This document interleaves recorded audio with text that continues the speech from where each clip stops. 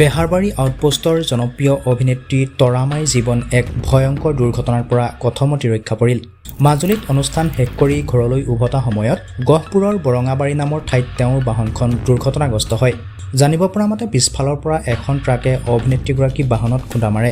সৌভাগ্যৰ কথা যে এই দুৰ্ঘটনাত তৰামাই আৰু তেওঁৰ সহযাত্ৰী কোনো ক্ষয়ক্ষতি হোৱা নাই। তেওঁক স্থানীয় লোকসকলে তৎপৰতাৰে সহায় আগবঢ়ায় আৰু সুৰক্ষিতভাৱে ওলাই আহিবলৈ সহায় কৰে। যদিও বাহনখন কিছু ক্ষতিগ্ৰস্ত হয়, তৰামাই জীৱন ৰক্ষা হোৱাৰ ঘটনাই সকলোকে সান্তনা দিছে। এই ঘটনাই অভিনয় জগতত এক আলোড়ন সৃষ্টি কৰিছে। অনুৰাগীসকলে তৰামাইৰ বাবে চিন্তা প্ৰকাশ কৰি তেওঁৰ দীৰ্ঘায়ু আৰু সুস্থ জীৱনৰ বাবে প্ৰাৰ্থনা জনাইছে। শেষত আমিও তেওঁ পুনৰ সুস্থভাৱে অভিনয় জগতলৈ উভতি আহিব বুলি আশা কৰিলোঁ। এসপ্তাহ ধৰি মই ঘৰৰ পৰা বাহিৰত আছো।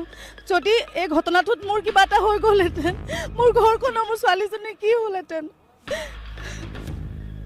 পিছফালৰ পৰা মাৰি দিছে ট্ৰাক এখনে। এতিয়া কষ্টটো আমি কৰিছোঁ, টোপনি ক্ষতি আমি কৰিছোঁ। এতিয়া বাকী যিজনে মাৰিছে তাৰ টোপনি ক্ষতিয়ে হৈছে নে কিবা হৈছে। আচলতে যিটোৱে চলাইছে পাঞ্জাৱতী ট্ৰাক এখনৰ ড্ৰাইভাৰটোৱে অত্যন্ত মদ্যপান কৰি আহিছে।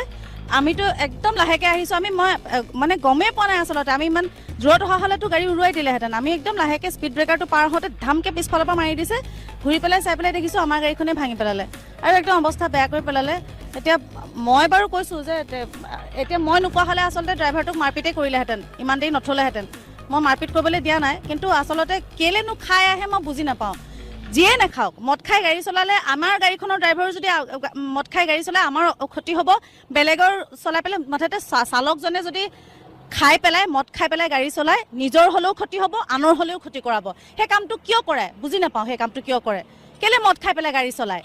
এই দিনে দুপৰে মদ খাই পেলাই গাড়ী চলায় নেকি? এই যদি মই অনুষ্ঠান কৰি